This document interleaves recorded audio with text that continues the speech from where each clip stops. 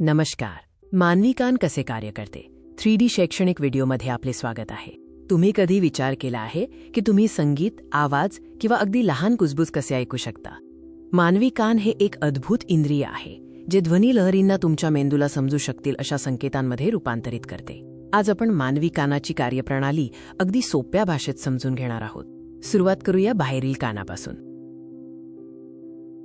जो भाग आपल्याला दिसतो त्याला पिन्ना म्हणतात. पिन एका फनेलप्रमाणे कार्य करते आणि आजूबाजूच्या ध्वनी लहरी गोळा करून कान कालव्यात पाठवते.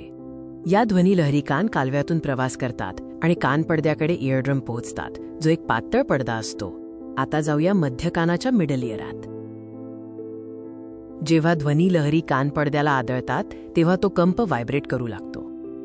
हे कंपने मध्य कानात जातात, जिथे 3 लहान हाडे मॅलियस, इनकस आणि स्टेप्स ध्वनीला आणखी वाढवतात.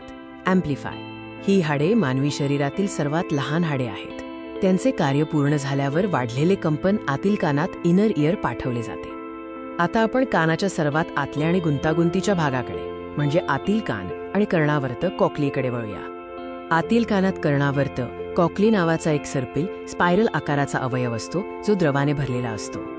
जेव्हा कंपने कर्णावर्तात प्रवेश करतात तेव्हा ते द्रव हलते आणि केसांच्या पेशी हेअर सेल्स नावाच्या लहान संवेदी पेशींना उत्तेजित करते. या पेशी कंपनांचे विद्युत संकेतांमध्ये रूपांतर करतात. श्रवणतंत्रिका ऑडिटरी नर्व्ह हे विद्युत संकेत मेंदूपर्यंत घेऊन जाते, जिथे त्यांचा अर्थ ध्वनी म्हणून लावला जातो. पण कान आपल्याला फक्त ऐकण्यास मदत करत नाही. त्याची आणखी एक महत्त्वाची भूमिका आहे वजा शरीराचे संतुलन राखणे. आतील कानामध्ये अर्धवर्तुळाकार कालवे सेमीसर्क्युलर कॅनल्स नावाची रचना असते. हे कालवे डोक्याची हालचाल ओळखतात आणि आपल्या शरीराचे संतुलन आणि मुद्रा पोश्चर राखण्यास मदत करतात. तर तुम्ही ऐकत असलेला प्रत्येक ध्वनी एका अविश्वसनीय प्रवासातून येतो.